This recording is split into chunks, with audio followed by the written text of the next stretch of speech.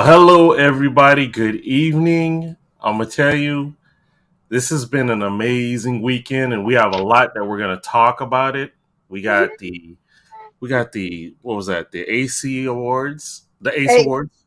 We eighth got the Ace award. Awards. We got Juneteenth celebration. Man, this is going to be a chock full showcase. Anyway, good What evening, did Miss Troy say? Carla. Hey, I'll be making up stuff as I go. The AC Awards. AC Awards. We I should gotta rename make it to the AC Award. I gotta make it memorable, okay? Something you're gonna remember. It was memorable. Oh yeah. It's in We print. had an Oscar-like moment. We'll talk about. Oh, most definitely. What's up, D-Ray in the house? Hi, So, besides all the wonderful things that are going on, there's something for Miss Carla that I have to celebrate. So we're gonna cue the music. Yeah, baby, we hit our 10th episode today. That's what's up. Congrats. No doubt. Hey, now, let me tell you, she's been persistent and kept it going. Yay! Hey, Congrats. wow. I'm so happy for her. And thank you, Los, because I couldn't have did it without you, my brother. Listen, Yep, it's the AC Awards. the AC Congrats, Award. Carla. Congrats, Carla. You doing your thing. Yes, indeed. I knew you'd be the one. So yeah, keep doing your thing, sweetie. And I'm having fun. I'm just having fun. People don't realize I'm having fun, you know? Mm-hmm. I'm having fun. I'm getting to talk to people, and people are meeting my people, and I'm meeting people like that I don't know. So it's cool, you know, it's cool. Yeah. And this is how we do it. You know what I mean? It's crazy. Carla Concoctions. I see Los got his agua. Water. Yeah. Got some lemonade on deck. What's in it though? What's in the lemonade, Troy? What's in the lemonade? Just ice cubes. Nah. What kind of sugar you put in there? Oh, I didn't make it. I bought this is okay. Milo's. You Milo's bought it. lemonade. Yes, sir. Okay, gotcha. Y'all ever had some good lemonade? Have y'all ever had Calypso lemonade? Yes. Ooh. Yes. They got a I'ma tell you what- lemonade. Oh my God. I'm gonna tell you who else has good lemonade. Churchy's Chicken. Ooh. Churchy's Chicken. Go over there. Churchy's Chicken. Do y'all have churches in Florida? Mhm. Troy? There's- Churches? Man. Go get some. I know they're in Dallas. I know they're in Dallas for a fact because I used to eat there a lot. I'm not sure in Florida. I haven't really looked for it. Church, man. Come on, man. Churchy's Chicken, man. Now it's gonna be in the dangerous part of the city. Right. Of course. And the parking lot. It's one by my mom's house, and she don't live on the dangerous side, but she live with all the blackitos and the negritos, you know, over there. Yeah. And the parking lot gonna always be uneven, potholes everywhere. Yeah. But that lemonade and that chicken sandwich is gonna be worth tearing up your alignment in your car. The fried okra is what I'm talking about. And them honey biscuits. That's what I want. And then I love churches over here in Greensboro, North Carolina, because the drive-thru is set up to where I can talk to the cook from the window while he cooking it. Okay. Last time he went, he was like, "Man, hold on, bro. I got you something dropping right now, player. Give me a couple minutes." I'm talking to him through the window. Hey, we changing up everything in here, D-Ray. Daddy, don't you start that shit. Churchy Chicken. I'm sorry. Listen to that. Churchy. I'm telling you, I'm hot flashing. I done hell of a damn week. And I'll go on record and say it. To me, Church's Chicken they're in the top 2 of chicken places, in my opinion, in North Carolina. Now, I'm going to tell you top something. 2. Now, one thing about Church's Chicken.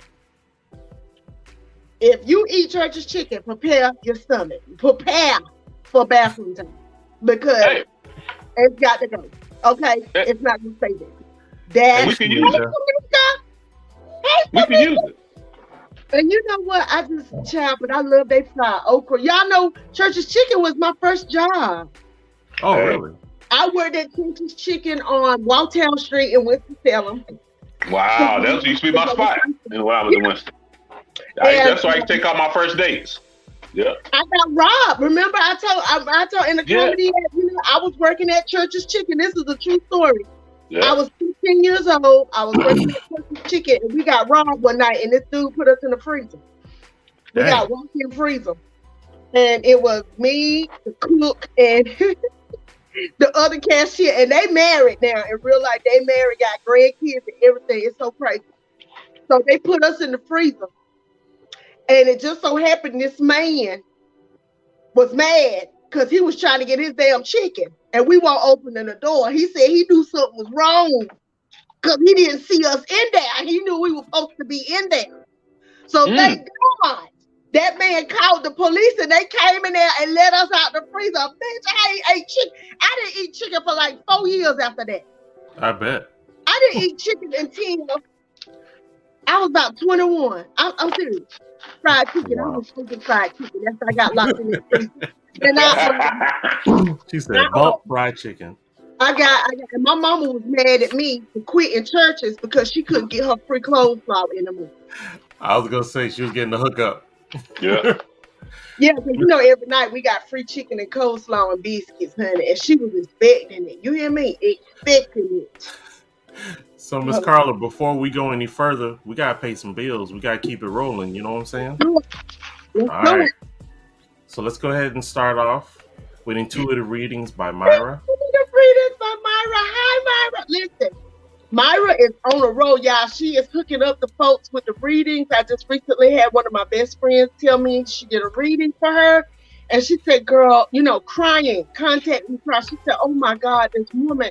I said, I tried to tell you, this woman is the real deal. She ain't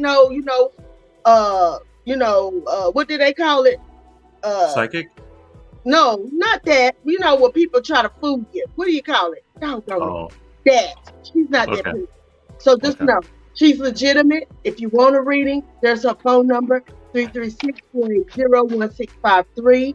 You can also go on intuitivereadingsbymyra.com and book. You can do it virtually or you can do it in person. So it's up to you.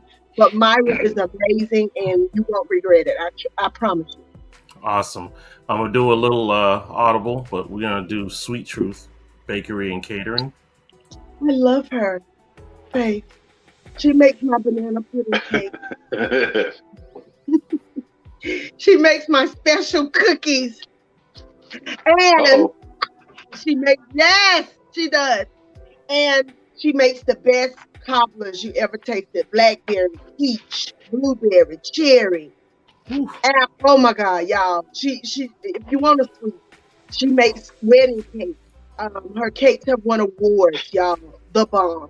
So check her out, Sweet Truth Bakery and Catering. You can check her out on Facebook at Sweet Truth, Instagram, the_sweet_truth1. You could also contact her at 336-986-9040 or sweettruth2@gmail.com to place an order. It says .con, but it's .com. Yes. Okay, people? And she'll hook you up with the good sweets. Okay? There you go. No doubt. And finally, Sweet Lime. You see it? Huh?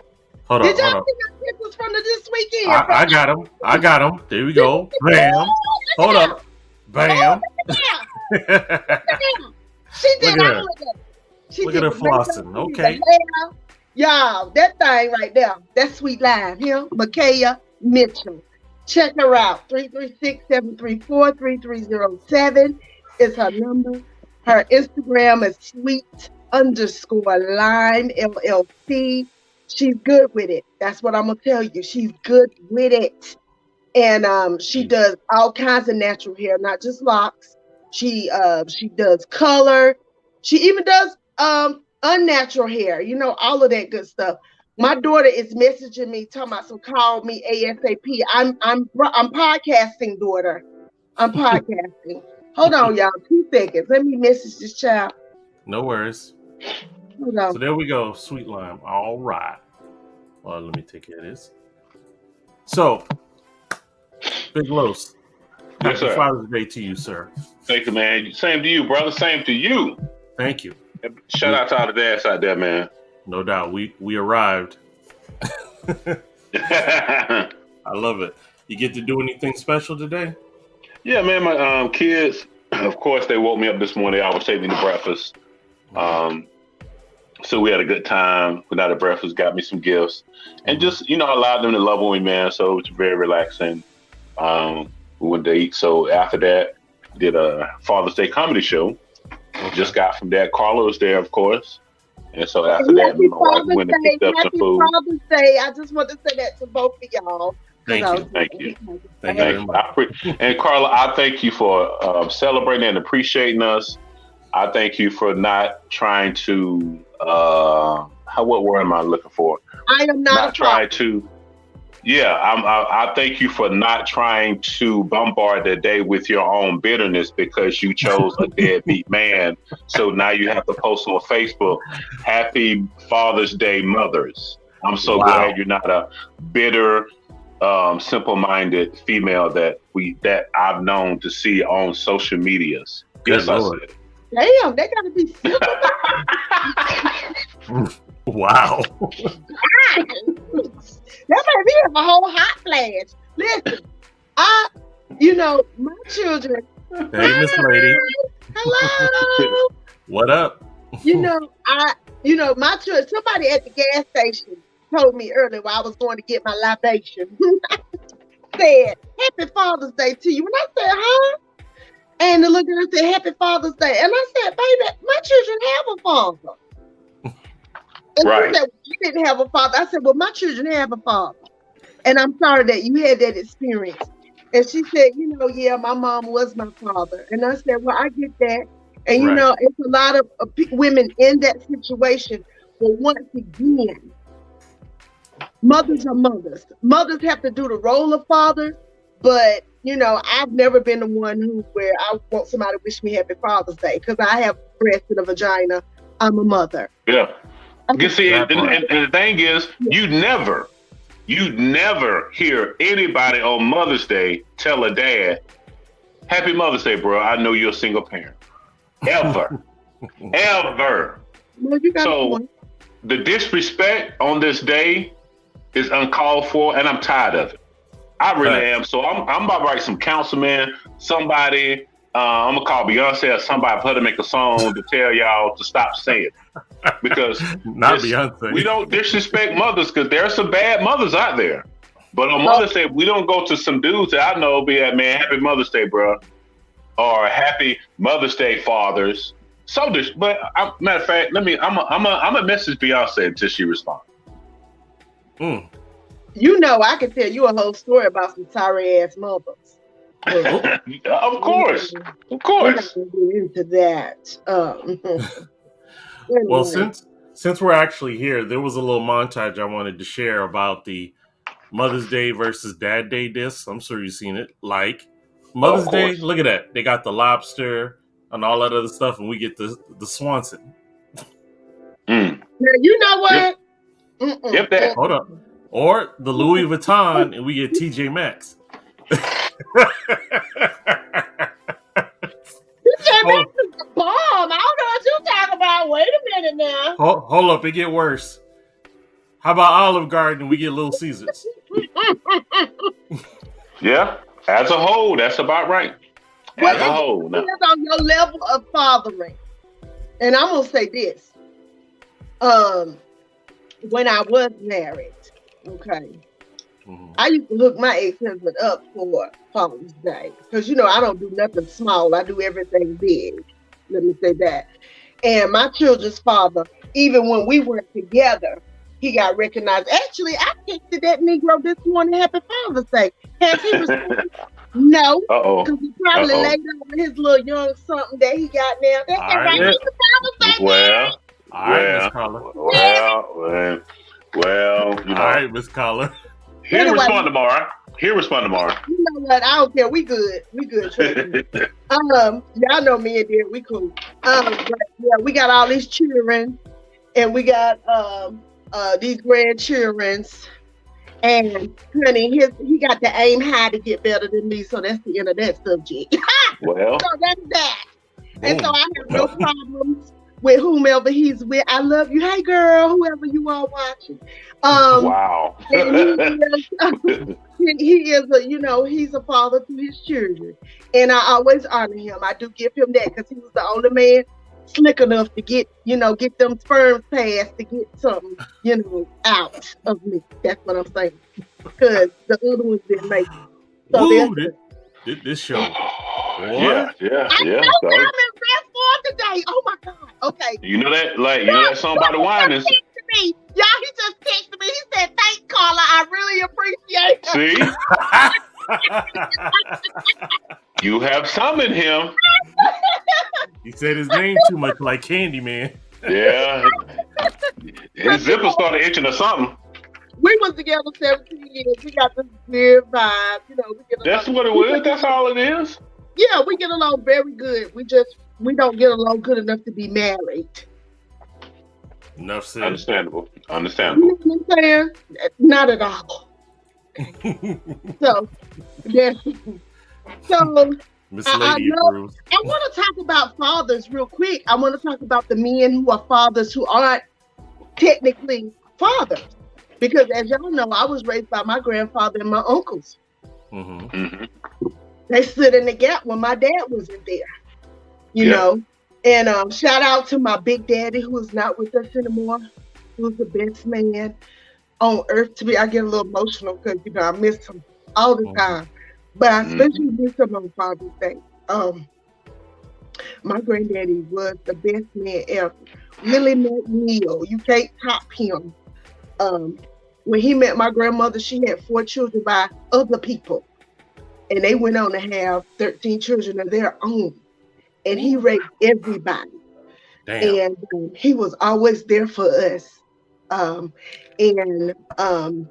They had the girls back to back. My grandma had 10 boys. Then she started shooting out girls. And my grandfather spoiled his girl. And by default, we were spoiled. So I was raised by a man who showed me that, Black men do love and they love hard. Mm-hmm. Yeah. My mom's brothers always let us know that we were loved. And everybody knew not to fool with us. Because when you got 10 uncles who like to shoot shotguns and drink moonshine and things of that nature, don't nobody fool with you too much. And it's a good thing. I wish men would be more like that today. I think a lot of things happen to women and they get victimized more so nowadays because men are so nonchalant about us women. They're very nonchalant about us, and I'll say that. So I just want to give a shout out to the men who fill in the gap, the uncles, the grandfathers, the brothers. I know men who have raised their siblings.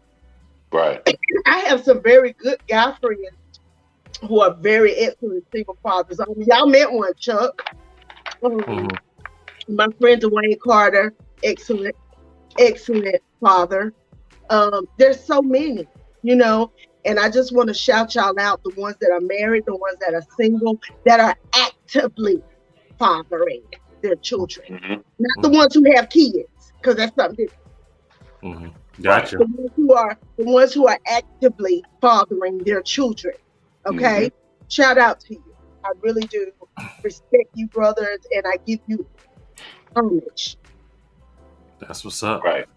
Yeah. And and Carl, if I can say that, man, that's very important because like they say, it takes a village to raise a child, because sometimes you have to rely on the village until certain people might get in place or things going on. So that's why it's so important that the village is so important, that we allow the village to raise our kids. Because when we came up, the whole village could raise you. They could chastise you, they can whoop you, they can love on you, they can show up to your school, everything, and you better respect them just like they were your parent. Right. Don't let them call your mama. Don't let them call your mama. Don't let them be like, well, and I used to get in trouble all the time because I was quick to say, well, you ain't my mama. They said, well, I'm going to beat you until I feel like it. Dang. That's just the village, and my mom was okay with it. So that's shout out to everybody who has a love in their heart to raise a child who are not, their own, but you're gonna take care of them because they're in your village. Because even though, just like Carla, just like in my situation, my dad, he was in and out, but I thank God that I thank God I had uncles that I had uncles, I had older cousins, I had people in the neighborhood.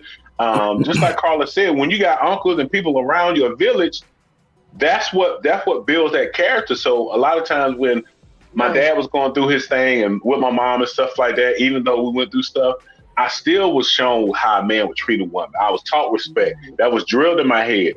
I could never address anybody adult without saying yes ma'am or no ma'am, or opening the door in my community. They'd be like, hold on, young man, hold that door for her. Now come here, let me tell you why. So that is so important. So shout out to all the men who are actively, and I can say that shout out to all the men who feel like who are doing more than just a paycheck. Right. You're doing more than just paying child support. Because sometimes, I got to speak on it, fellas, we think that's raising a child. It's not. It's really not. You're just a paycheck. That child don't know you from Larry down the street. Honey. Even if you're paying child support, be active. And then here's my thing. Stop using that woman as an excuse for you not to be active. Please. I don't care what this situation is. You're going to have to fight that thing. Just like I had this is personal to me. I had a situation, my daughter right now, she's not my biological daughter, but she calls me dad because I'm the only one that she knows. They actually went through stuff there. And I've had a conversation with her real dad early on, and all he gave me was excuses why he hadn't been there. I said, bro, those excuses, bro. I ain't trying to hear that. I said, my daughter is in Ohio. Same. Let me tell you something. I did that because my ex-husband, our oldest daughter is not either one of our daughters. She's his sons, who, the oldest two are not my kids. They're his kids. But she's his kid because when he met his son's mother, she was 9 months old. Her dad didn't have nothing to do with her. So my ex-husband took her on, had his son, and then we met when the kids were 2 and 3. We had our two together. I raised all 4 children. Ours and he always my oldest daughter, she calls him, and I call her our oldest daughter. I don't call her my daughter. She calls him daddy, even though he's not her flesh and blood daddy. That's the man who was there. Him, and I give Derek a shout out for that because he didn't have to do that. He really did not have to do that, and he did. Now he had issues with him, but we ain't gonna get on that. My children have a father, and he was around. He was in the house. He worked. He paid child support when we weren't together. But as you said. Now, with my dad was in and out. There was years when I didn't see my dad. And I also want to shout out my Uncle Tyrone. My dad is the only living brother that's left. I called him early this morning. I love my Uncle Tyrone. He always makes me cry because he sounds so much like my daddy. Cowboy. I know I don't call him daddy. Also, and my Uncle Jimmy. My Uncle Jimmy has always been there. My Uncle Jimmy and my aunt sister would be married 50 years July 1st. Ooh, wow. Always been in my life. Man, and you got to give it up for that. Have been married 33 years. And my Uncle Tyrone is a father to many. Many. He fathers everybody. Like I said, I'm just grateful for these men. I miss my uncles that aren't here anymore. My Uncle Henry. He was I ain't gonna say I have a favorite uncle. Well, yeah, I did. My Uncle Henry. I used to love my Uncle Henry. That's my mom's brother. He was the most fun uncle ever. You hear me? And I could tell you so many stories about just I would sit behind the couch and spy on their conversations. Or I would go outside. They had a tree where they would go outside and smoke and do stuff. And I'd be out there like a damn cat listening to what the hell they were talking about. And that's how I learned a lot about men. That's why I'm a man expert like I am. Because I know all about y'all from listening to these men talk about man stuff. Even stuff I didn't understand what my uncle used to say. I used to go see this woman about a cat, and y'all know I'm scared of cats. And I said, oh, please, don't bring no cat back here. My grandma said, he better not bring no damn cat back here. I didn't know he was talking about going to see a cat. You know what I'm saying? But see, when I got to college, I was like, oh, he was going to see a cat. Okay. So, being around men helped me to understand men. Because I grew up in a family full of men.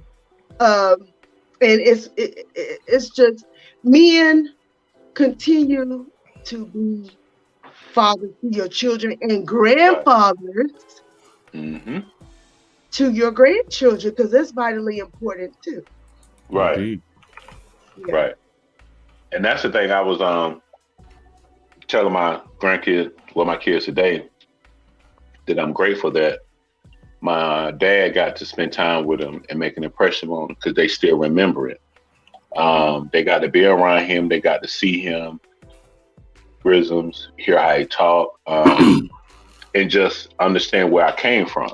My dad, he wouldn't really say a lot, but just watching him being around my kids, his face would light up because he saw himself in each one of them. And he loved the man. His thing was taking him to go to Korea every time I went to Greenville. Come on, let's take him to go to Korea. I don't care what was going on. Let them kids eat. I don't care. I'd be like, get some vegetables, man. Just let them eat. Y'all get some ice cream first. I'd be like, Dad, I'm trying to teach them. Man, just let them eat. They would love to go see him because he would let them go to Korea and just go crazy. And I would allow because that was his time. Grandfather. That's the you cannot control the grandfather. When he get it, now he doing something for his grandchildren. Get out the way, man. Every time, but I allowed it because I allowed them to kick. Because both of my grandfathers they passed away when I was young. I don't remember, so I said I want them to have that memory. And so to this day, man, we can see my dad. We'll see something, or we'll hear a phrase that he used to do. Now I'm starting to kind of look like my dad with the the facial hair and everything, and they would be like, "Oh, you like Popeye Massey?" So. And that's so important, man, with grandfathers to be in the grandchildren's life too, because it's a legacy. It's just being around them, allowing their spirit to be. It's a legacy. Man. It's so important, and we have to get back to spending time with our elders. Just go sitting with them and talking to them and being in their presence, just listening to them, and because that's how we could. That's the connection. Back in the day, that's why we love so much, because we would go sit over grandma's house for hours, for days, and just absorb her and just sit in there and listen to granddaddy. I used to love my grandmothers because I was the youngest grandbaby. So I would always be dropped off and just to spend time with them. And it meant so much, man. So it's so important what you're saying, man. Spend time with y'all kids, man. And y'all don't understand how important it is for your child to be around you, your mannerisms, to see how, because kids watch you whether you realize it or not. Right. They watch you even if you ain't there, they watching you. Because they're saying, okay, and they're watching if you're trying to fight to see them. You know what I'm saying? So that's important. So I appreciate it. It is. And I used to love to hear my granddaddy tell his little crazy stories. Oh. He would tell the stories about my grandfather was an avid baseball fanatic. And he was around when Satchel Paige and all these guys were playing baseball. My granddaddy played baseball with men that were in the Negro League, y'all. Like, he would play baseball with these dudes. You know what I'm saying? My grandfather loved baseball. He loved westerns. He loved country music. Yeah. He was just such a very mysterious. He was quiet, but he would talk, and when he would talk, it would always be intentionally to tell you something. Yeah. I get my love of reading from my big daddy. My big daddy had a whole entire library in his little back porch area. He had a little room. And he had all these books. And my granddaddy was very obsessed with JFK. He was very obsessed with that man and all the stuff that went on with him. And I think if he were alive today, he would just really be blown away by all the stuff that we found out since he passed. My grandfather died in 93. So he's been gone for a while, but to me, that's the greatest man ever. To me, even greater than my own father because he was always there. Always. Yeah. Understood. So, do we have to do artist of the week right now? We just talking. Sorry. Sure, we'll go ahead and do that. We're in the middle mark. So, the artist of the week is the Divine Favor Project featuring Meek, and this is called Keep On Marching.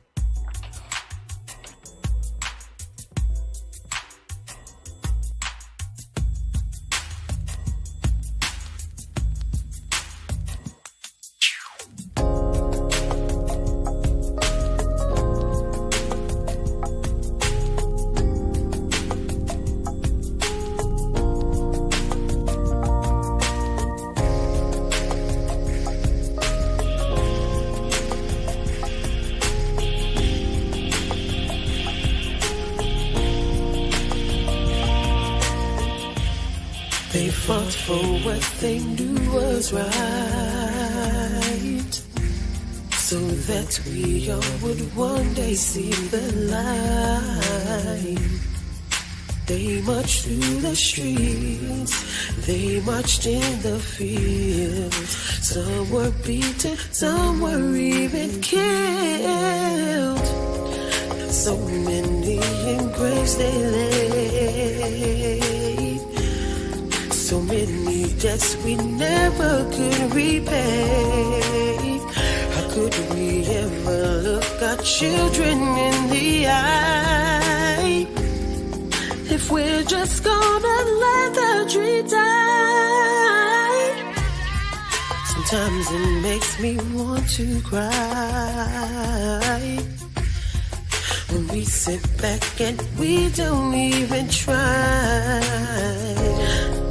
Our ancestors pay the price so that you and I could live and not die.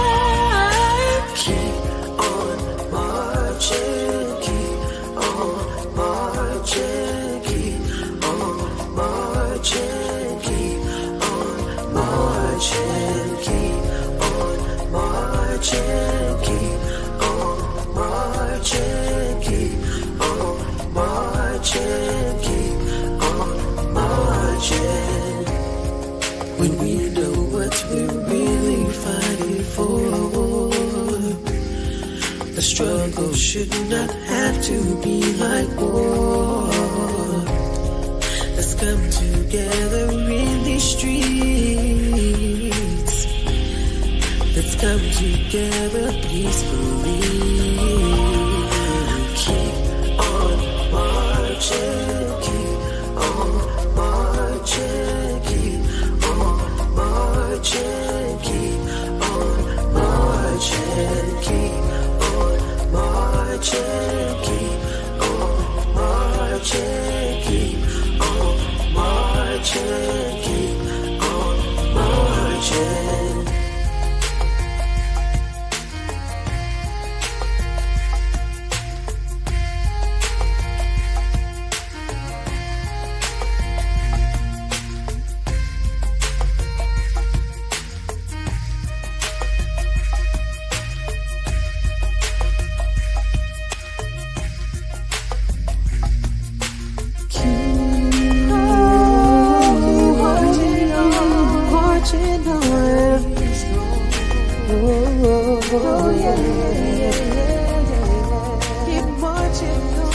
Marching on, keep holding on.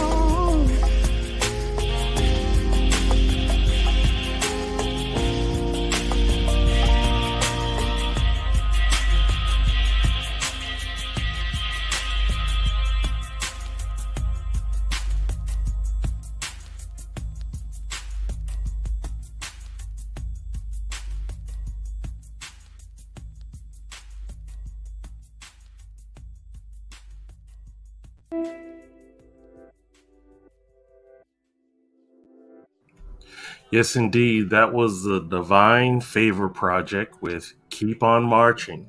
And if you are an independent artist or even an up and coming comic and would like to get some exposure, you can go to blastmusic247.com, register for free, and be a part of the community. That is blastmusic247.com, changing the industry one artist at a time. That was a really good song. That was. Good looking out, Soul Rez. Thank you. You know what that sounds like? That sounds like Soul to Soul or Loose Ends, like that British R&B. You know, I Loose agree. Ends is my favorite. Right. Listen, kudos, Divine Favorite, because that's what I love British R&B. The old school 80s. 5-star. Well, yeah, but Loose Ends was, that was my Loose Ends was that joint. Loose Ends was my joint, man. Yep. Come on now. And you see put that on right now. They are touring, right. Yeah. And I love, to me, I don't care what anybody says. Nobody can beat the real Chucky Boo. You remember that record, The Real Chucky Boo? That whole CD goes hard. And record at the time. The very first record I ever bought with my own money when I was babysitting, I was 13, was You Can't Stop the Rain. Missy? I never forget that. No, You Can't Stop the Rain. Oh, wait. Wait, you know what? Hey, that's why I asked the question. Troy. Okay, I got you. Rain. I bought Loose Ends. Come on. You want 10 push-ups, man. 10 push-ups. That was my joint. I used to love Loose Ends, man. That joint is killer. I love Loose Ends. That is my group. So that one, Hanging on the String. You got me hanging on the string. Yes. Hanging on the string. That's what it was. Hanging on the string. I said, You Can't Stop the Rain. That was my second record. But You Can't Stop the Rain was dope too, though. Yeah. I'm not sleeping on that at all. And the B-side was You Can't Stop the Rain. Yeah. You're welcome. Soul to Soul Comparison is high praise. Yes, it is. That's you? That's you, Danny? Yeah. That's his project. That's Danny and his me. Yeah. Get out of here. And you know what? It's weird. This lady sent me in the store the other day and said, You know who you look like? And I said, Who? And she said, Karen Wheeler. I looked at that woman.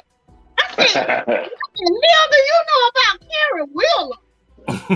You got to be old school R&B to know who Karen Wheeler is. And for those who don't know, she sang a lot of the hooks for Soul to Soul. She sang, How do you want me? Yep. My girl. Come on now. Yep. I love this Karen. You hear me? With a C. Karen. Not Karen to be mistaken. You know what? Soul to Soul did not give enough love and respect for how dope they were at that time. Because I'm sorry. They dropped the hip hop beat on her singing. I was like, oh, snap. It was over. That's Steady, Are You Ready? Are you ready? Steady, Are You Ready? What's going on? Tell me what's going on, huh? Yep. Man, you can tell. And they put that in the freaking intro of Belly. Yeah. Smack. You wouldn't even think of that mixing with that freaking scene, but it was so dope. It was so dope to have her that coming in, and they timed it to where they was walking through the club with their eyes looking crazy. And when that beat dropped, they hit up the freak. Man, that wanted to make me go rob up a club, man, just like that. I was like, and listen, the remix was off the hook too. That music on that remix, that new. Let me tell you, and I told y'all, I'm 48 years old, but I listen to my music in my car like I'm a teenager. No, I'm and with my kids are ashamed because I blast my music. I don't care. I don't care if it's gospel or whatever. You might roll up and I playing Dolly Parton, but bitch is gonna be on TV. Okay? So I'm excited. Okay. When I start talking about music, I get crazy. Because I should have been a musician, but I'm not. That's what happened with both your parents are musically inclined people. I guess I have always had a Hey, you still got a lot more life in you. We don't know what tomorrow may bring. I should have been a DJ, but no, on the real, y'all, for my 50th birthday, I was thinking about starting my own jazz band again. Just to why not? Make it happen. Why not? For those Why of y'all not? who That's what I'm don't know, saying. I do sing sometimes. I sing when I feel like it. So there's that. Oh, and I also. Yep. Yes, indeed. Congrats. Yes, yes, sir. 8th award recipient. Yes, indeed. For Yes, my sir. singing. Hey, she was in it. Controversial. You know, it was a little Lord have controversial. mercy. You know, Carlos, it was a little controversial. Shout out to Carlos, who won for both Best Production Company. Yes, indeed. My man right there representing. Yeah. Really. I don't even know how I had eyelashes on by the end of the night. Because the whole crew was winning. So Ronza won for Best Actress in a Stage Play. Mm-hmm. Javetta won for Best Director. Mm-hmm. Yes, Miss James Javetta won for Best Church Play, and I got to present him the award. Let me tell you something. My folks out here doing it. Tamika won for Best Short Film. Yeah. Let me tell you, I was so, when I tell you, I was popping up and down like a doggone jack in the box, clapping for people. and the thing. Go ahead. I'm sorry. No, I was gonna say it was this one group. Remember the first group that performed? The kids that they did a rendition of Moses in the Bible, freeing the people from Egypt, but it was ballet. Wow. Right, it was crazy. When I tell you, I was over there like.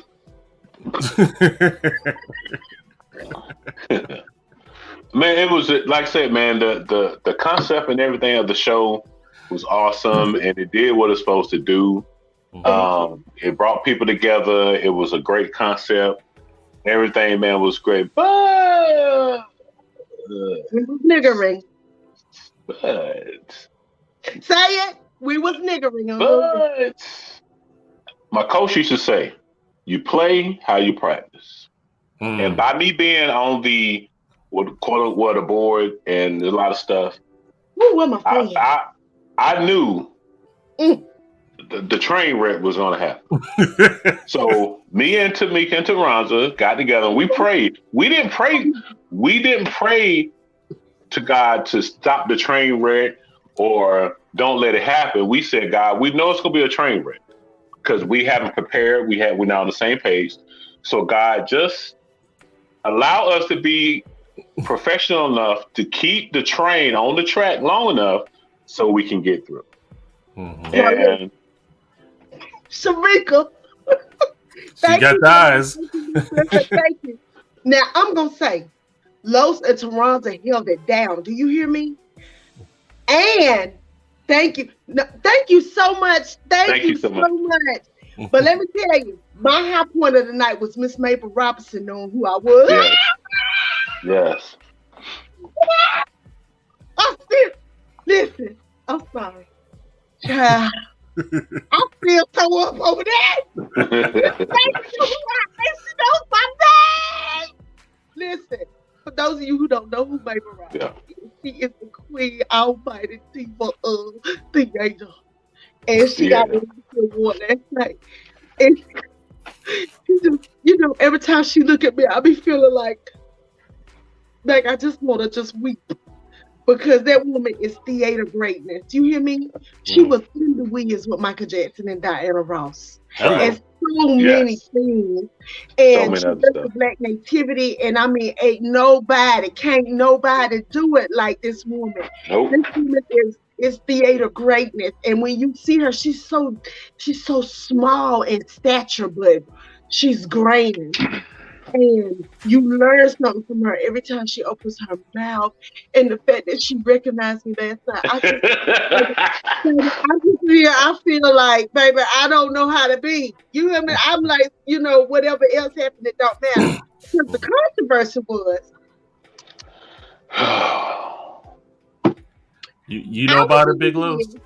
I'm on the board, man. I knew. I was in the Wiz. Okay, we're gonna put this out here and we're gonna talk about it. I was in the Wiz. Okay. Which is a musical. It's a musical. musical, and I sang the entire play. Now, I was on stage briefly. Now, it's so weird. I act all the time. I was Carlos Massey's first lady in Her Story, His Her Truth. Story, His Truth. We Yeah. won all kinds of awards for that. I've been in all kinds of plays. I've won all kinds of awards. I got nominated for this right here. Now, me, because I'm an upstanding citizen, I told them, did I not, Carlos? I said, listen, these other actresses that actually were lead actresses in a musical, I feel like they deserve to not go up against me because, bitch, I got to follow. I mean, which is true. She being fair. Okay, now listen, I'm gonna tell you, I'm being truthful about what happened because I have a following, and when I say go vote, guess what people do? Whoop. They go vote. They go vote. And not just that, my family alone. Y'all heard me say how many kids my grandma had, right? Right. My family votes. Huh? Okay. Now, I told them, but not only that, the person who produced the play, she wrote a letter asking them to remove me from the category because I only sang. Now, mind you, I sang the entire play. If you've ever watched The Wiz, the singing and the music itself is a damn character because we literally sing the whole, everything you hear was singing. Cool. I didn't have a problem with it. So when we were there last night, when I tell you I was so shocked, and Los is my witness, when they called my name, because I knew I had told them to remove me from the category. Right. Because I was also in Actress of the Year against Toronto and Javelle. Right. And I just knew I wasn't going to win there. I didn't care. I was there. And I was in my cute red dress with my hair done and my damn makeup. So bitch, but her. So let me take over from that point, Carla. So Carla had did her part and showed integrity and asked for us to be removed. Also, the lady she named, sent the message to us to ask us to remove. Now, case in point, the person who took over this role, I'm on the board, so I know all the backstory. The person who was supposed to take the request and remove her from it so we wouldn't have a situation, dropped the ball. Never followed up. It was never done. So when the vote came in, of course, they voted for her. Now, even with that mistake, if you would have been doing your part and you saw the mistake, all you had to do was remove Carla from it, and the next person who got the most votes, boom, they won. Right. Simple. But when a lot of people want these titles, but they don't want responsibility to follow through to make stuff. Now, and on my case, I've been telling every time we met, because they brought us on, we're on the board to give our insight or whatever. Every time I said, this is not like any church, because a bishop, he did. I said, this is not a church event. The arts community don't care nothing about that. Right. We don't care nothing about that. All that catching the spirit, we pay attention to detail. Right. I said, y'all cannot mess this up once this stuff started rolling. I kept saying it. They really won't listen to us. A lot of advice they didn't take. So when this happened, that particular person who dropped the ball, we're in a full-fledged awards arena, big church. We're in a full-fledged event. We've moved on to the next award. Troy, she started screaming from the sound booth from the back of the church. And I was the wrong one for her to scream at. Let me tell you. She started screaming. Let me drink my drink. Screaming, Troy. We're the program. She started selling. Carla's not. She's screaming. Go ahead. Wow. You are unprofessional, ma'am. Okay. You messed up, ma'am. Don't you yell across this damn auditorium at me like we in the projects. Let me tell you something. Popcorn. Because what I'm gonna tell you is, you would have never dared to do this at a white event.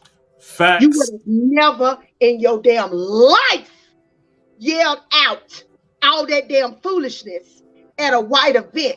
But because she was bing and she was at a bing event and they trusted her because she was bing. See, that's what black people go wrong. They think just because this is going on that they gonna do the shit the right way. That's not so. There are plenty of black professionals out there. She was out there arguing with the damn people, lost in Toronto on the stage, trying to tell her, ma'am, you're wrong. Everybody was even killed. What, ma'am? I said, ma'am, you're wrong. And then the bishop said, you won the award, that's it. But see the thing about it, it's almost like we had an Oscar moment, because from that time the whole mood changed, because people are like, oh my God, Troy, it took everything in me. It took everything in me. I'm trying to be like, no, it's right. Or I said, we'll handle it. Let's keep moving. No, Carla is supposed. I said, no, Carla. Then I said, Carla, what does your paper say? She read it. It said Carla Simpson. I said, what's the issue? Well, she tried to correct it wrong and loud while the thing was going. No, you can't. It's too late. It's too late. The mistake is made. You didn't do what you were supposed to do. Yep. Now we looking foolish. Mm-hmm. Now it's people questioning what happened. Robinson. That's what I was pissed about. You got me up here. Troy, we had legends in the audience that had over maybe 100 years of arts experience. In the artists that we was gonna honor, combine, and we were gonna honor later on, and we act like this. Even though I got the award, I was just so hurt because Carla earned it. The next award, Taranza earned it, but it took away from her because half the people still like, what just happened? Right. I didn't even hear it. Some people left, bro, because Troy, like the lady who wrote the wig, well, not wrote the wig, the lady who directed the wig. Yeah. She should have been called, and I was pissed about that. She didn't even get the nominees right because she put on a hell of a show. Anybody who saw the Wiz, we did our damn thing. You hear me? The Wiz was phenomenal. They did not even call her name. They didn't call none of the nominees' name for the right category. And I was so upset for her. But I think she was upset that I won, and that hurts my feelings. But she kind of made like a little petty post today. Yeah, she made the post, and Carla wouldn't come in with the post. I like it. I love it. I love it because I know what she was doing, and we're adults. If I know the comment about me, I'm gonna comment. Right. My mama raised me right, and so this is what I'll say. I respect her. That woman has been in this business for a while. She's a singing ass phenomenon. She's great. But baby, you gotta learn how to do some things, and just because you're older don't mean you're wiser. Facts. Right? You sound like Monique. That's scaring me. And what? You sound like Monique. That's scaring me. What? You sound like Monique. I was like, is that Monique talking? She's one of my favorites. I'm sorry. And I'm not messy. And Carlos, you know that for a fact. You know I'm not messy. You know I don't. And none of us are. And I also feel a way because I feel like me winning this award made the girls who were nominated with me resent me. And those girls know me personally. I've worked with both of them. And it kind of hurt my feelings how it went down because I consider both of them to be like my babies. Yeah. And I didn't but it all boiled down to the votes. And they knew that in. And you knew that if you didn't take me out that category. And they had to. And see, that's the thing. And me working on the back end, y'all, I've been working on the back end to double check and make sure I'm screaming to them every meeting, y'all make sure everything is right. Now, I knew it was going to be a problem. We already knew that because the first time they put the nominees up, half the stuff was wrong. Now, not because she didn't know, it's the fact that all of us sent her in the correct name, the correct spelling, the da-da-da-da-da-da. Right. You think she paid attention to that? Of course. No. She went back to her own list and just filled in the spaces. She acted like a Karen this whole process. Karen, Karen. So once again, I knew the train wreck was coming. I just said, let's meet. Since my name is attached to this, I'm gonna try to maintain it as best as I can and do. But I'm telling y'all, that particular situation when she came out of the booth yelling, and I know she was trying to discredit her and all this kind of stuff. Troy, I almost lost it. Because Troy, we're at a shout match. I'm on the stage. She's in the back. We are shouting back and forth. Oh. This is in the middle of the thing, and I told Morgan. I said, Morgan, thank you for whispering in my ear. She said, Los, just calm down, just get past it. And if she wouldn't, I was getting ready to read her, Carla. I was like, if you would have did what I was getting ready to read her right there in front of everybody. I don't know how the rest of the show is gonna go. I was getting ready to that because if you'd have heard the tone that she was speaking and yelling at us, and it did something to me because she was in the booth and we were down, so I felt like she was looking down on us, and so my whole day I started catching flashbacks because she already said that she's. Mm-hmm. So I just felt in my spirit like you at the house and you talking down to us in the cotton field. That's right. What it started to feel like that. Literally sitting over us. And thank God for Javetta. Because Javetta put her hands on me and the spirit of the living God said, sit down. Because I ain't But it put a stain on it, man. And I just hope that they get together. I hope that they learn from this. And she won, we won. And at this moment, I don't know what my part gonna be in going forward, being honest. Nah. I haven't spoken to anybody. I don't want to speak to anybody. Except my people, Taronda and Tamika. I'm floored. I am really floored because we had a chance to really do something great and capture the heart and minds of the arts community. And I think last night we fumbled. I want to shout out Mother Mabel Robinson. Oh yeah, definitely. Eric Davis, G. Davis Productions. Right. Wanda D. I mean, and then the man who wasn't there that Javetta just loves, Donna. The director, Donna Gray. He's phenomenal. I've heard him speak.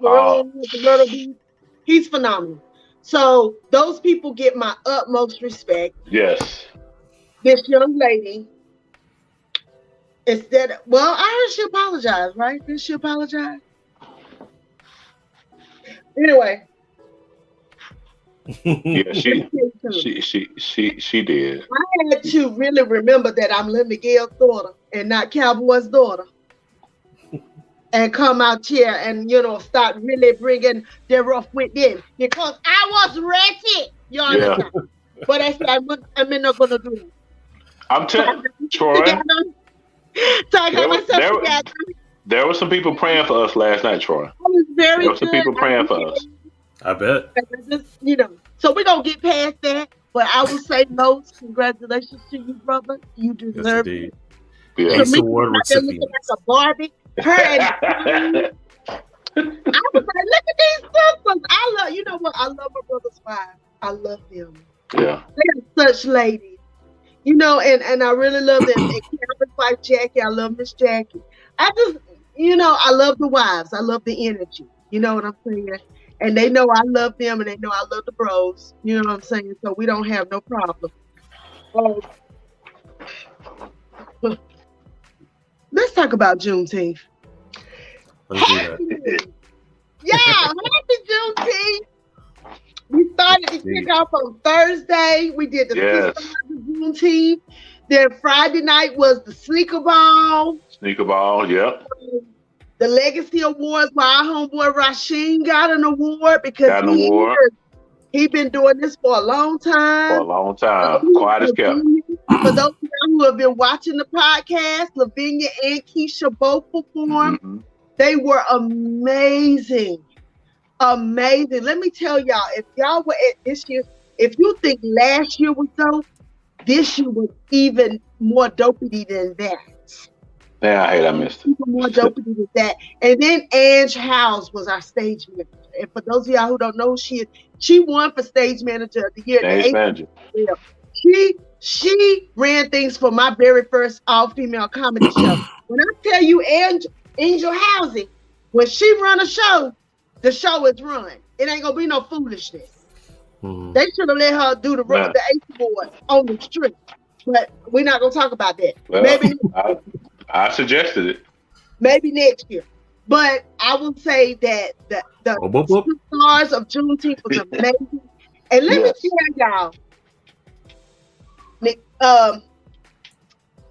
Keisha McCain got out there and did a poem about her daughter. And I was so proud of her because she got out there and she said, I just want to say, look, before she even started, she said, I know it's going to shock some of y'all what I'm going to say tonight. Because y'all know Keisha's pretty mellow. Yeah. But she said, don't fuck with my daughter because I fuck with you.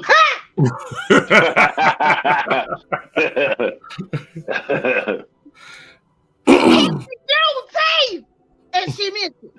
And see, that was the vibe all night. We was like, listen, sisters are doing it for them. So we ain't got time. Lavinia got up there and did her poems. Alter Ego's Go-Go Band. Oh my God. Them. I love them. The 80s mix that was out of control. They did Anita Baker. They did Prince. Y'all, Jackie Renee, my twin, she got up there and sang Mahalia Jackson when they first came out, Trouble of the World, to a go-go beat. Baby, that thing was off the chain. They was out there. They was jamming. Demi Day. My girl Demi.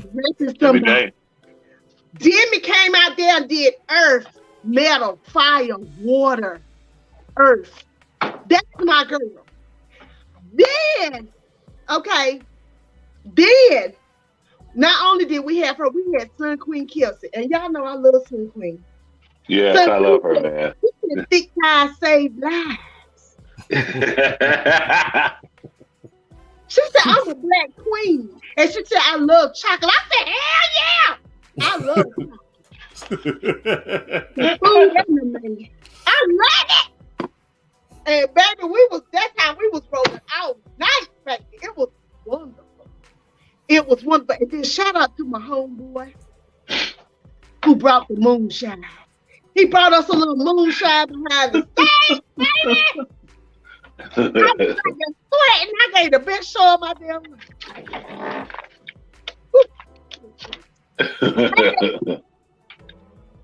It was just wonderful. There was this young man named Atiba. I never met him until that night. He ran everything back there.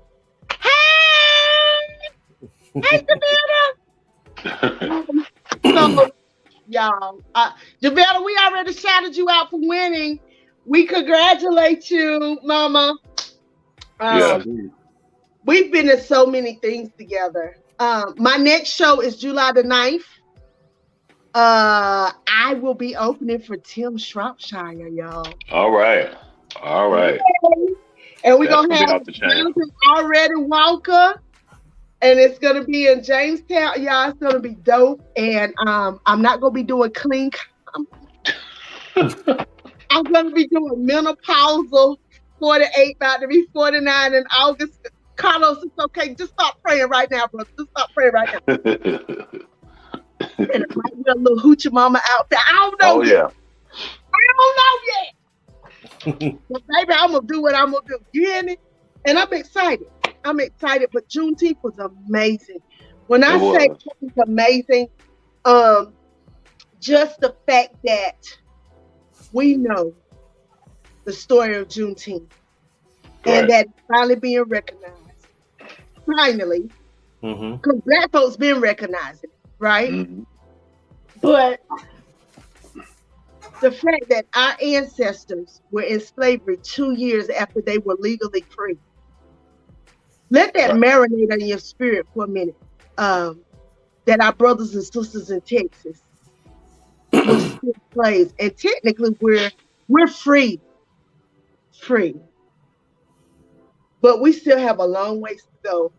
Right. Because our government shows us daily that they don't give not one shit about us. On a daily basis. True that. Yeah, I'm just keeping it real. If you can take it, you can take it. If you can't, log off. But our government don't give a shit about us as a whole, but they damn sure don't give about us as Black people.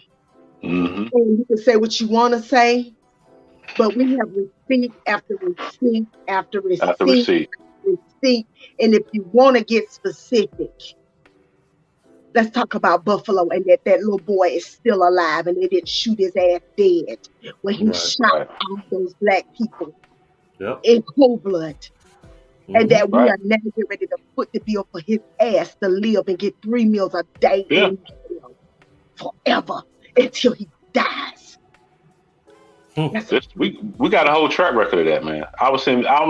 Carla, I was sitting just thinking about, and sometimes I can't think on this stuff that long because it shifts me.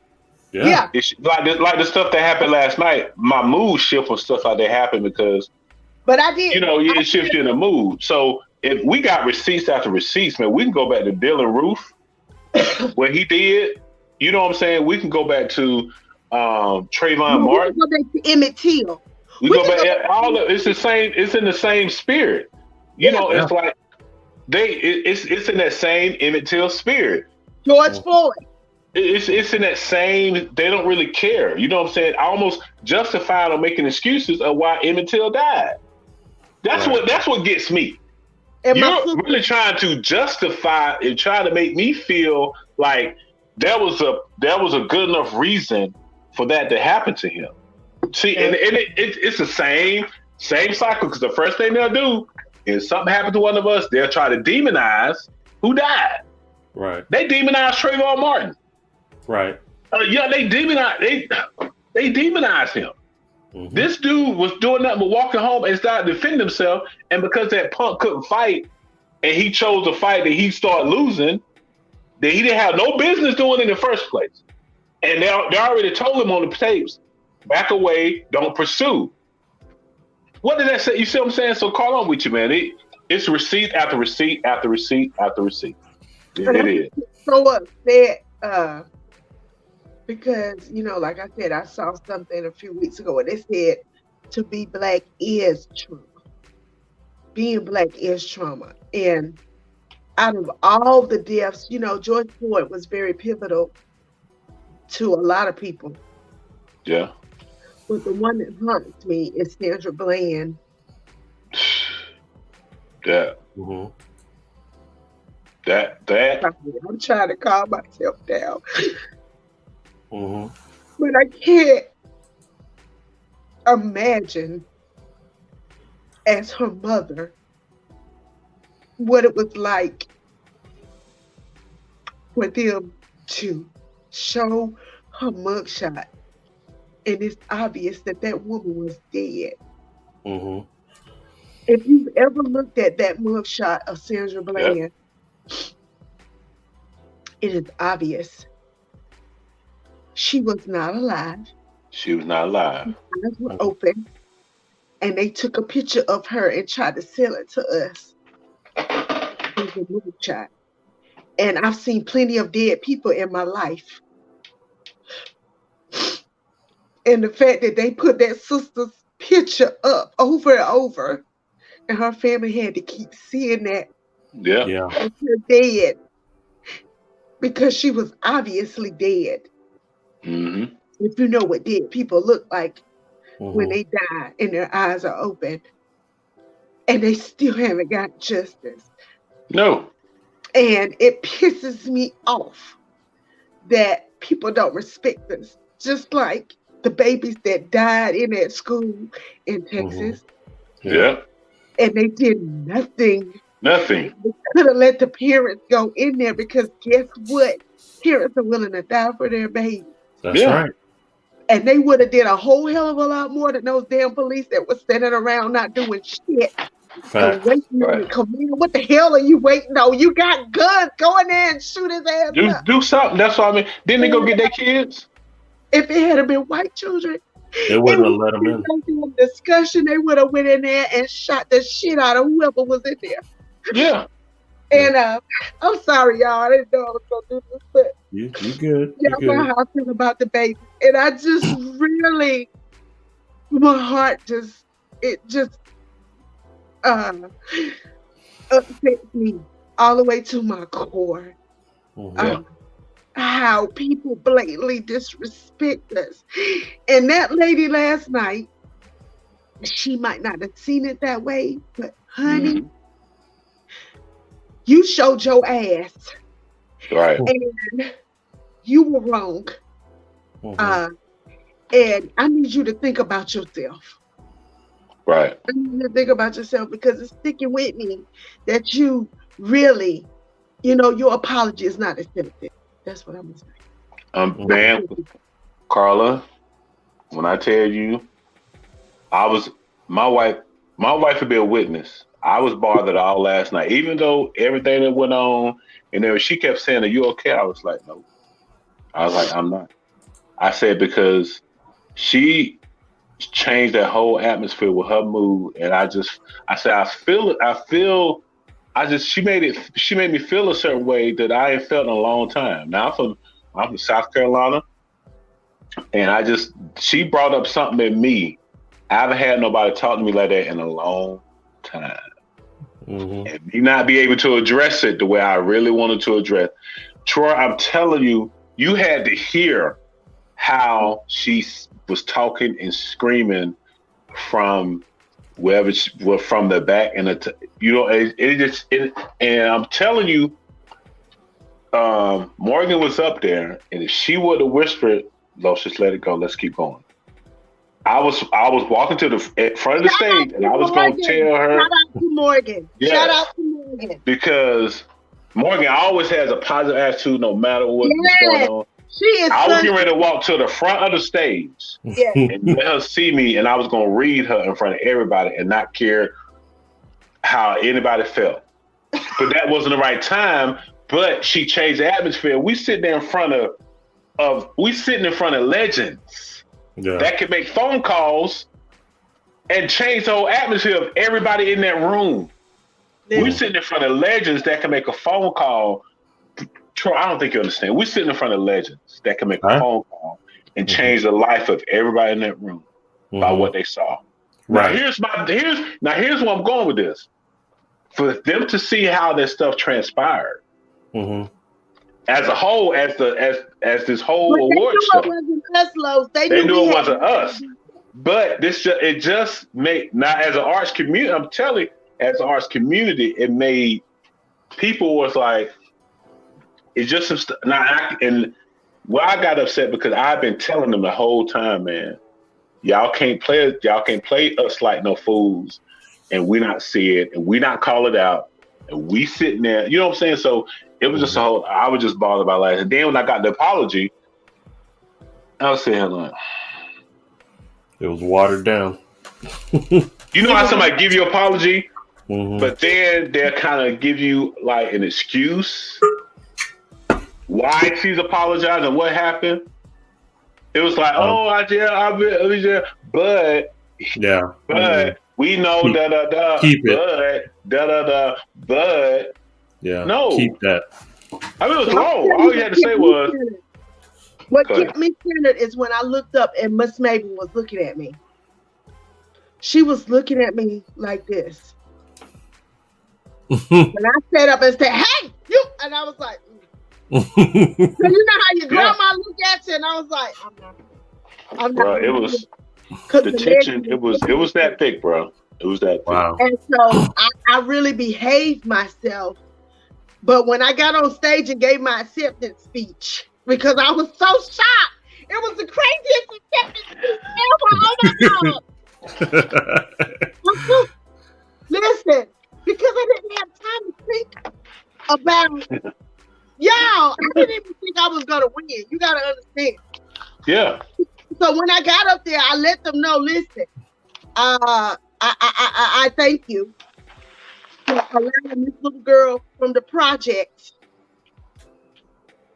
who's a comedian turned actress,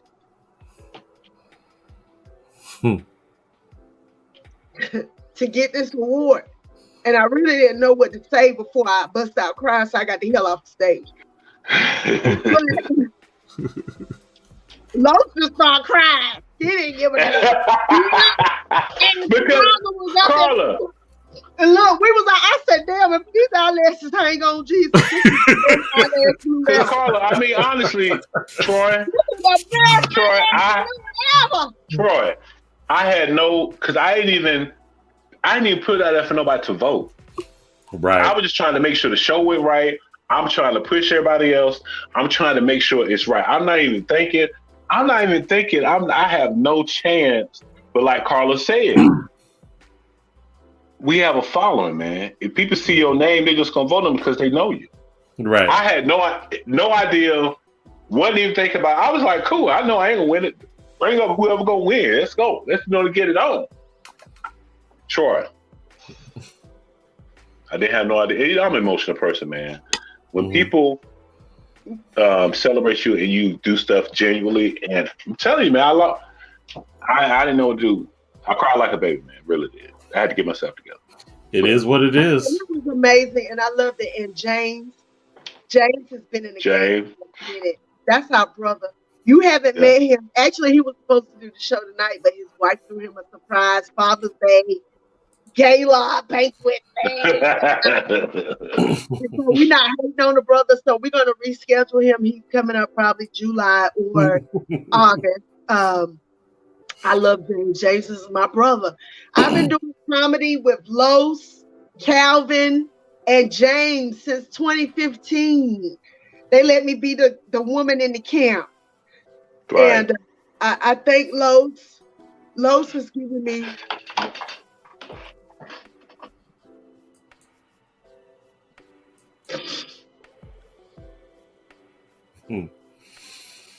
so many opportunities.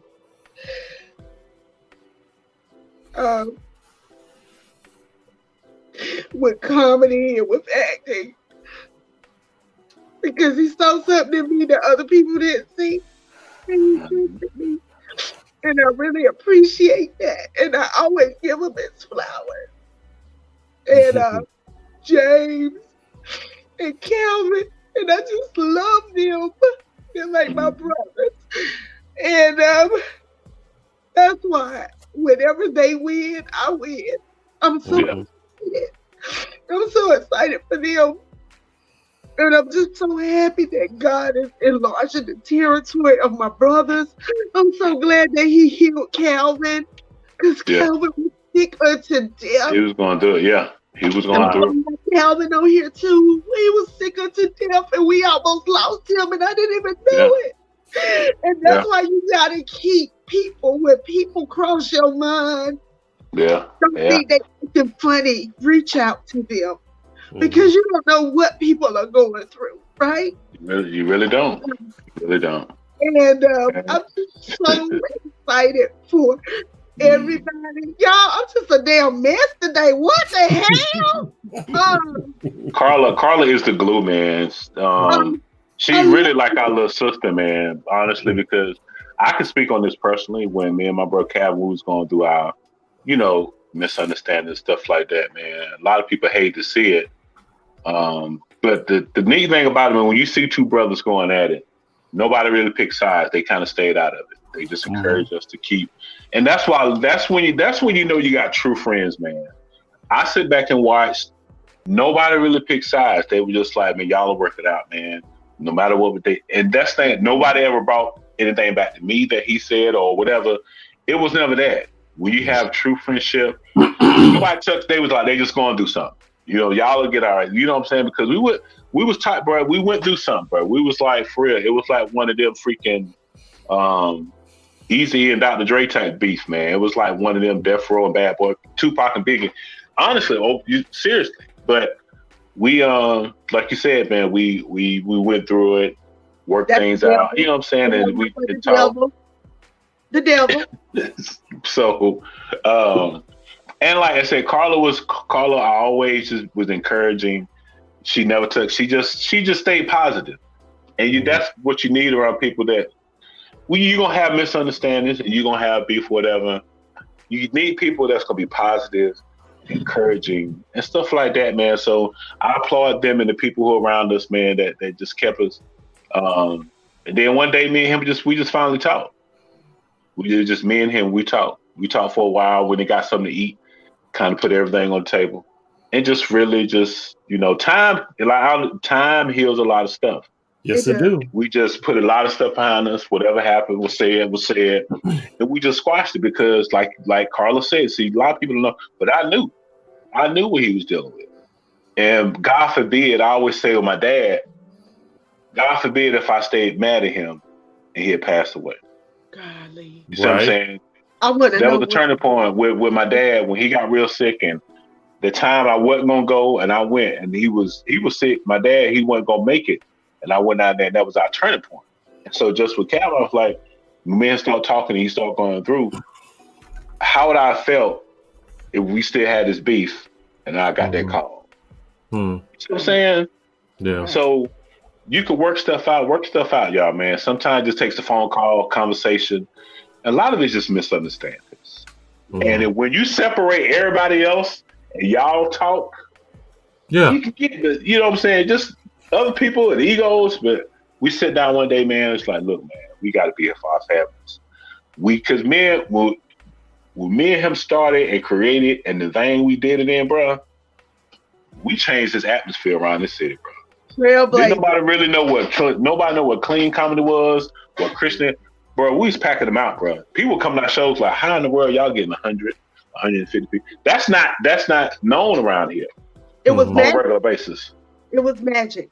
And I'm so glad I was a part of it. And at the time, and we brought everybody on. We was like, y'all come on with us, man. Because it was training ground. It was training. Because if you can survive a Christian room with church folks, you can go anywhere in the world, bro. Facts. If you can get up there and make church folks laugh, you can get, I don't care where you go. Because church folks are some of the stiff-necked, bougie people that don't want to laugh. And I'm just being real. Yeah, listen. And we had them hollering. And let me tell you, it was perfect for me at the time.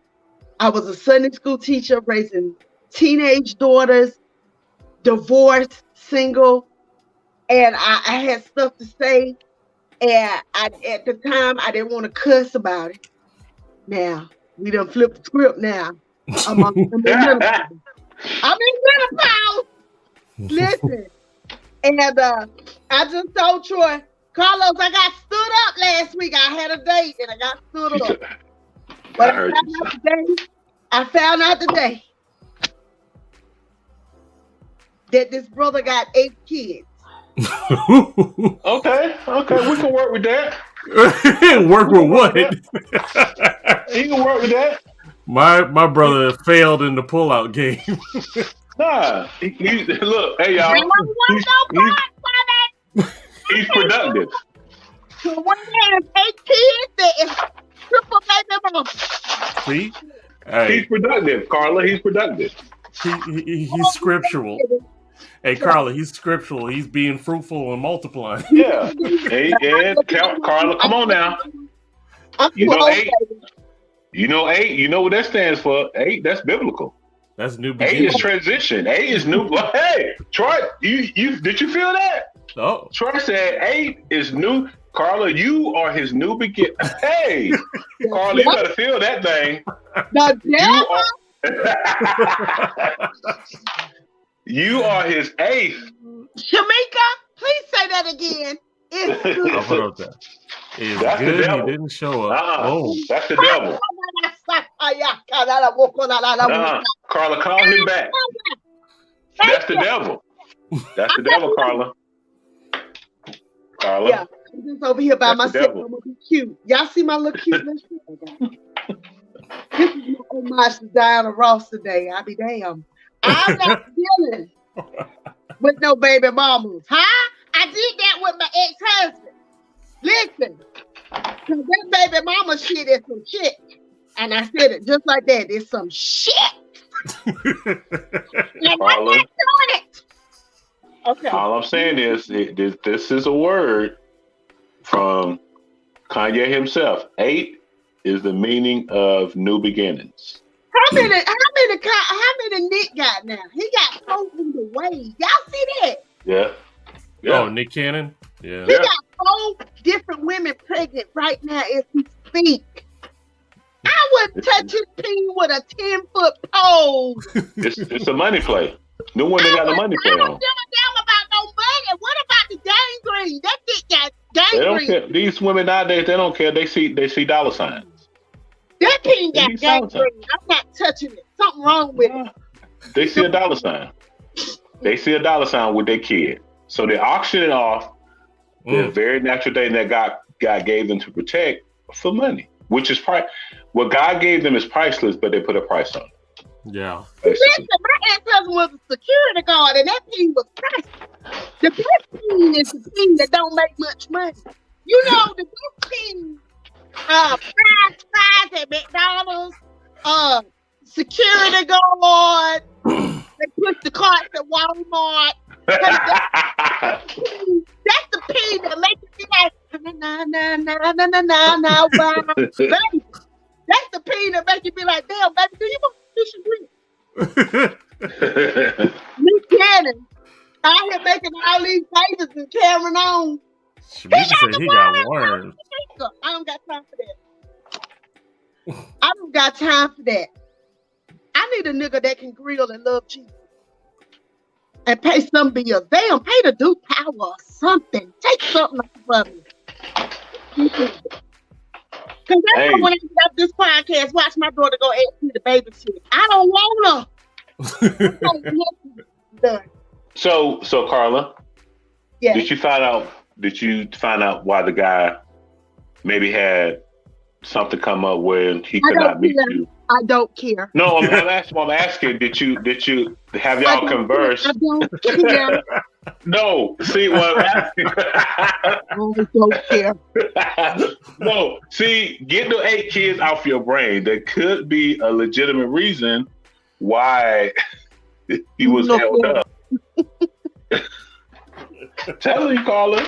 Troy spoke it. 8 is the number of new beginnings, and you are his new beginning. No.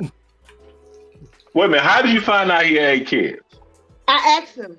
So I asked him. I said, so, are you a father? And so happy Father's Day. I said, do you have children? If so, how many? And he said, 8. So I was like, what's happening at 8 o'clock? He said, no, 8. I said, 8 children? Then, yeah, boys and girls. Then he asked me, was it a problem? And I was like, no, it's not a problem for me. Okay?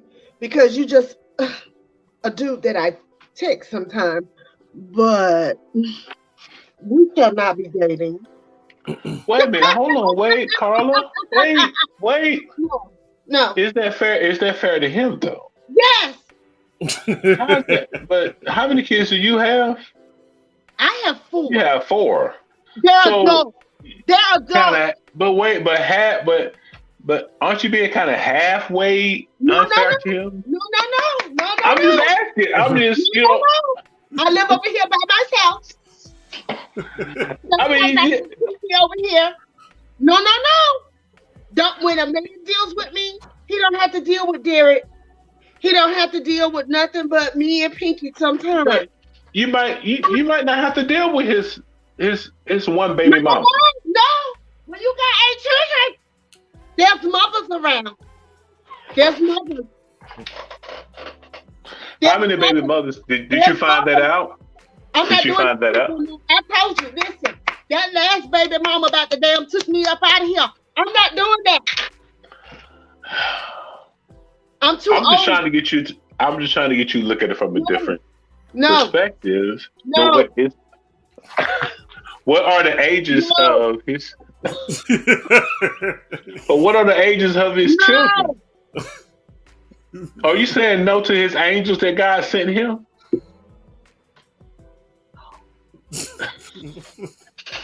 I just think you need to get more information, then make a sound decision. He got demon pain. Let me tell you something. Let me tell y'all what demon pain is. This man got 8 children. Okay. And young. That means he got the kind of pain that make women want to have babies for him. A lot. And my uterus is shutting down. She's not doing all that shit no more. So I don't need him to get in there with that confusing demon pain and fuck up my life. Because I'm supposed to be 49. Oh boy. In August. And my name is Carla. It's not Sarah. So okay, now we get to the root of what's going on. So you're afraid that if you get with this guy, that y'all will reproduce a child that you're not wanting to. No. I'm not even jumping that far there, but I'm just saying I don't even want to fool with him. Because I know his track record. Now, you know the man that I've been dealing with for a long 8 years to be exact. Off and on. See, the 8 that came up again. Come on now. Go ahead. That's another sign. Right sometimes, but you know what it is. That pain got me. I love him. He made me sick and I love him at the same time. Because when you get some good pain, damn, it's hard to get back in rotation. When you're my age, it's just some mediocre pain out here in the world. See, that's a whole. See that. I just need God to send me a man with a big peen who can grill me. But see, Carla, you can't do that. Maybe he's sending you that person. With listen, the awesome number of 8. Listen, God said I can ask him for everything I want. And I am specific. I even write it down. It's on my list. I say, Lord, I need a man with a big peen and a beard who loves the Lord. Who likes keep saying. Okay. Who don't wear skinny jeans. Okay. That's what I want.